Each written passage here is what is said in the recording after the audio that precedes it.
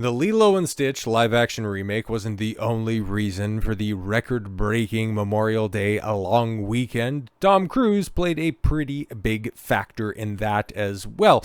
Not quite having the biggest share of the contribution, but it is still big enough to be the best opening weekend for the Mission Impossible franchise. And now, take a look at the early projections, it's even exceeding that. So that's, on one hand, that's good, but then on the other, it's like, I also listened to a thorough breakdown of this movie, and holy Christ, does it seem absolutely ridiculous. Like, one of the big plot points being, this won't be a spoiler because I don't think anybody outside of opening weekend who wanted to watch it would be willing to sit down for a 3-hour long barely action flick. But one of the dumbest things ever committed to celluloid was, the United States can go ahead and nuke the antagonist of this movie, but because nuclear missiles are going to be set off across the entire world, in a show of good faith, the United States is going to nuke one of its own cities so that the rest of the world doesn't feel as bad losing their biggest cities. It's, god damn it, man, like, there's so many different dumb things. There's a bunch of exposition. It's the anti-action film with one of the dumbest and, well, not just one of the dumbest big villains, right? Like, because obviously, like, you got this hyper-intelligent AI, which is selectively hyper-intelligent, but then you've also got the human manifestation, the guy who's supposed to be working for, and then ends up working against the entity, ends up, his exit from the movie involves getting hit in the groin and then splitting his head on a tail fin of a biplane. It makes a lot of sense. It's a very good movie, but it's making a lot of damn money, okay? And the way that it's shaking out so far, $77.5 million domestically, $127 million internationally, for a grand total of $204 million, $204.5 million, and with not much competition coming out, at least in, this specific niche. Like, obviously, Lilo and Stitch is going to be huge. Its next biggest foe, How to Train Your Dragon, a live-action remake, doesn't come out until mid-June.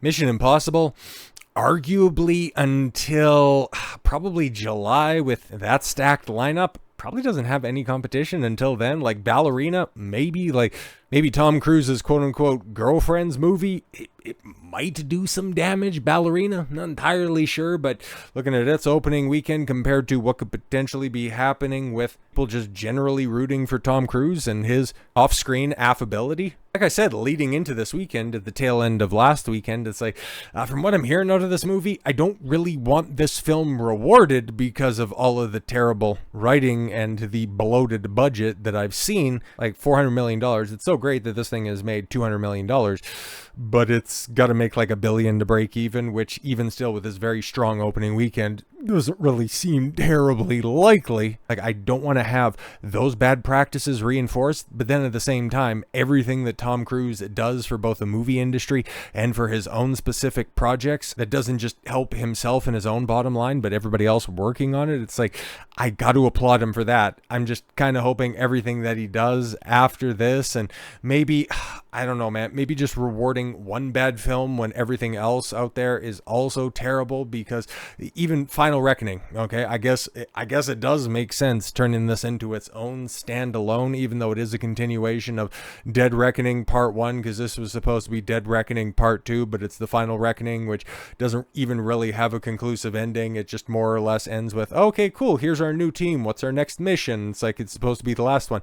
No, we're leaving the door open, and I thought I heard something from Christopher McQuarrie and the other people behind the scenes. It's like, yeah, no, we'd be totally open for something to continue this series. And Tom Cruise also coming out and saying that he wants to treat Mission Impossible like Harrison Ford treats Indiana Jones. It's like, oh god, is he going to be just another deadbeat dad, borderline alcoholic that ends up getting forcibly retired from his job? Oh no, that's the fate that he wants to have for Ethan Hunt. Oh no. But yeah, as you can see right here, Final Reckoning, Mission Impossible 8, performing quite a bit better, even though it's in fewer theaters, like 500 fewer theaters, having a $10 million better opening weekend. And no, in next week, there isn't going to be a Barbenheimer for people to complain about. Oh, Mission Impossible should have moved out of the way.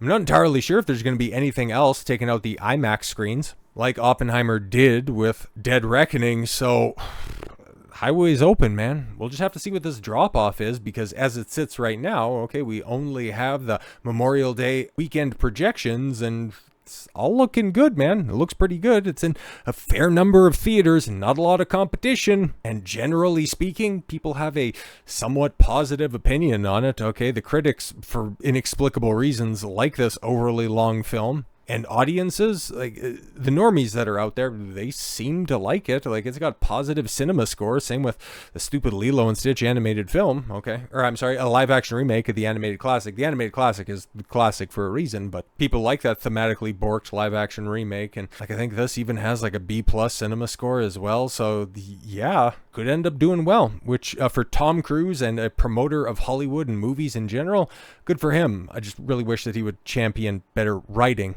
But as I said a little bit earlier, there's a reason why they might call this Final Reckoning, to potentially pop a little bit of a rating, but they also don't want to close the door if this film continues to make quite a bit of money, because you take a look at, the top 18, I don't know why they went 18, they couldn't just go 20, but whatever, but the top 18 best performing franchises, and right there in 16th position, raking in at this point in time $4.35 billion, not even factoring in the box office of Final Reckoning. So silly. Yeah, there's a reason why they don't want to give a definitive answer one way or another, and by the time that it's all said and done, it's probably going to overtake Pirates. Actually, undoubtedly it will overtake Pirates. And I look at the rest of the stuff that's on there, and Jurassic Park is only going to end up padding its 10th.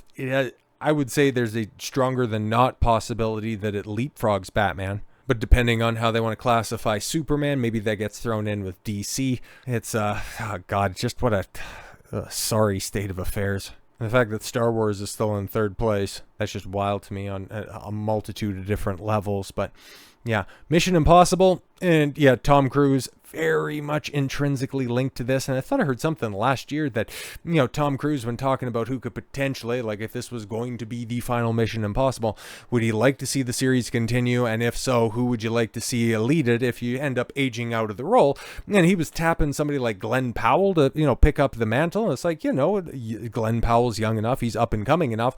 He just doesn't quite have that same name recognition, and doesn't quite have the same type of pull that Tom Cruise does. But maybe he could, give him the rub, especially with a couple of the upcoming projects that are on tap for Tom Cruise, because for the time being, Mission Impossible is probably going to get put away, mostly because it just ended up costing way too much money for both of those Reckoning projects. What did they cop to for Dead Reckoning? $290 million production budget, and then Final Reckoning $400 million. So for two films costing $700 million, and maybe when it's all said and done, both of them combined will make a little over 1.2, 1.3. So I can imagine this thing, Final Reckoning probably tops out somewhere around $700 million. I might be generous, and we'll have a better picture of this coming out of the second weekend, but still, that's still a wash for Paramount. They're not making back their budget, but apparently they're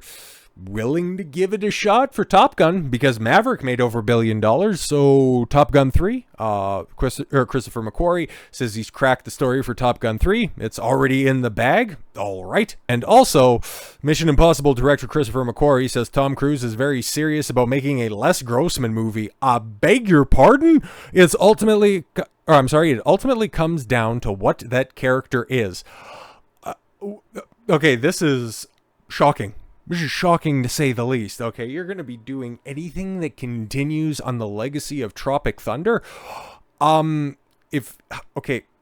Kudos to Tom Cruise, okay, as he was credited by the likes of, Steven Spielberg for ostensibly saving Hollywood with Top Gun Maverick, not just for the movie and its performance, but also for all the advocacy that Tom Cruise did for the people, behind the camera, in as much as the people in front of the camera. So he reinvigorated people's enthusiasm for the movies after the forced shutdown in the early 2020s. But now he's going to try to revive comedy?